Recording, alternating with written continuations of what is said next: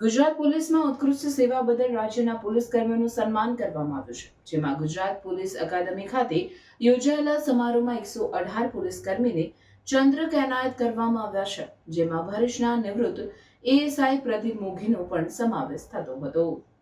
Gujarat police અકાદમી કરાઈ ખાતે આયોજિત સમારોહમાં રાજ્યના ગૃહમંત્રી અને મુખ્યમંત્રી હાજર રહ્યા હતા. ગુજરાત પોલીસના 118 પોલીસ કર્મીઓને ચંદ્રક એનાયત કરવામાં આવ્યા છે.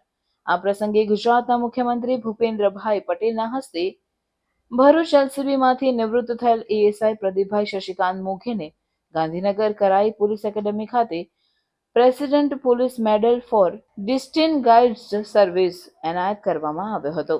પૂર્વ એએસઆઈ પ્રદીપભાઈ મોઘીની લાંબી અને નિષ્ઠાપૂર્વકની સેવા તેમજ ગુનાખોરી સામેના લડતમાં તેમના મહત્વપૂર્ણ યોગદાન બદલ તેમને આ પદક અપાયો છે. તેમના કાર્યકાળ દરમિયાન તેઓએ અનેક ગંભીર ગુનાઓ ઉકેલી સમાજમાં શાંતિ અને કાયદા વ્યવસ્થા જાળવવામાં મહત્વપૂર્ણ ભૂમિકા ભજવી હતી.